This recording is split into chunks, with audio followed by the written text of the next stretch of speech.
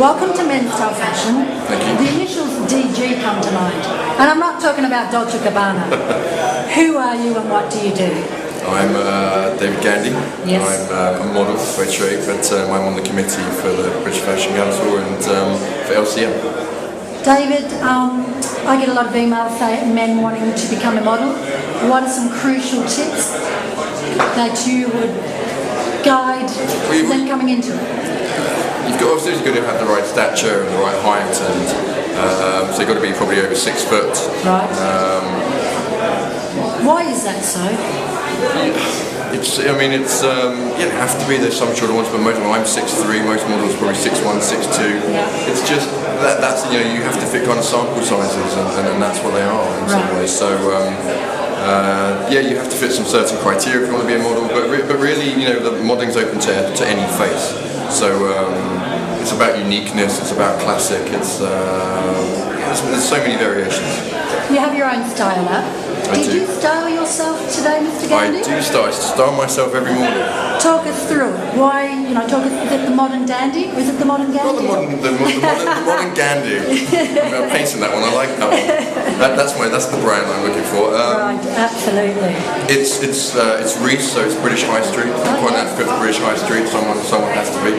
And it's just to kind of show what you can do. You don't have to spend a lot of money on suiting and. Tailored suits. It's tailored suits off the British High Street, and it's quite summery. It's a little bit daring with the buttons and the light blue and the wall, but it's summertime, so you've got to go light colours, but it's still keeping that traditional feel. In regards to charity, it's something incredibly dear to my heart. Why is it taking so long for high labels or any fashion industry to get involved? Red Nose comes to mind. In charity? Yes. I asked myself the same question. That's why I set up the Blue Steel Appeal in January. We've just raised, we've got the final numbers in, and through the fashion industry we raised £222,000 for the first initiative. So we've kind of shown now what we can do in the fashion industry. So many people have stepped up, and the client, Naomi Campbell, Victoria Beckham, so many people did such wonderful things for us, and so we can show what we can do in raising that amount of money. I hope that everyone will get together in the fashion industry within the next few seasons, using LCM, using the Girls Fashion Week, and raise as much money as we can for a good cause. A few years ago, Elton John did a pop-up shop on One Street. He gave everything that he owned in his wardrobe. Would that be something that you would be prepared to do?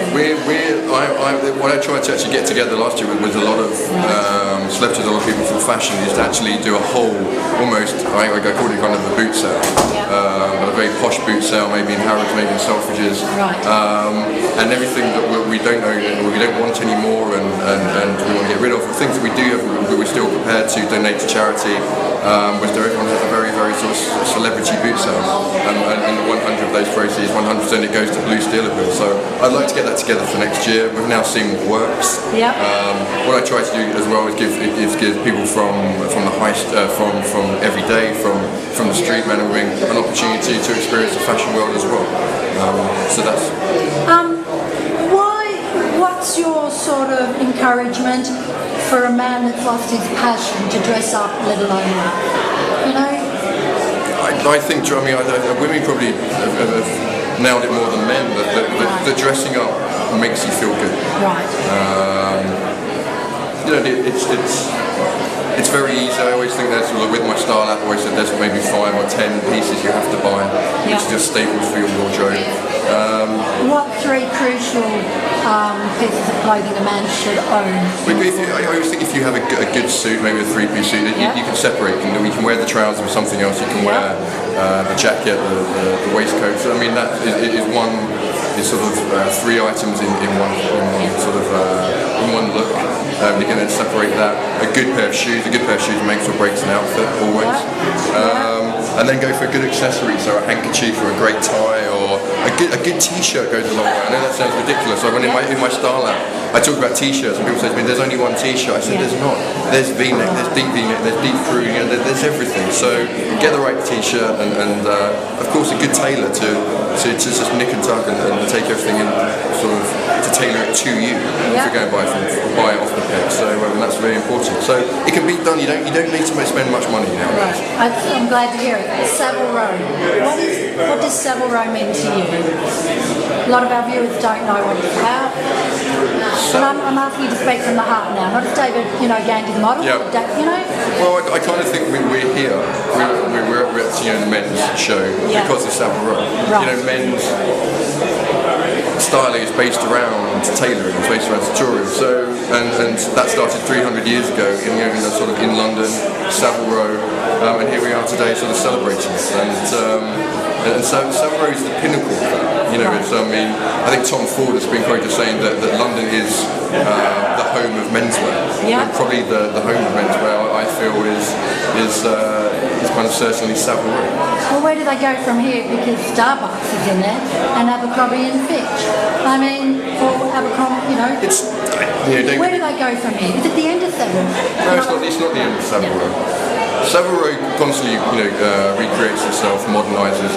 Richard James changed it with the giant glass windows. Oswald Boateng's in there now.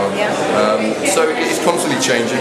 I don't think England will ever allow Savile, London will never allow Savile Row to go down. And it's getting a boost now of an investment from China, which is great, which is a little bit of a shame. But if England is willing to invest in things like Savile Row, and same with the car companies, you need Indian investment, Chinese investment for these British traditions to carry on.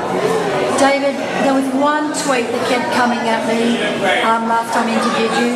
Ladies, if you're wondering if he's handsome, he is traumatically so. Oh, Thank you so very much. kind. Thank you.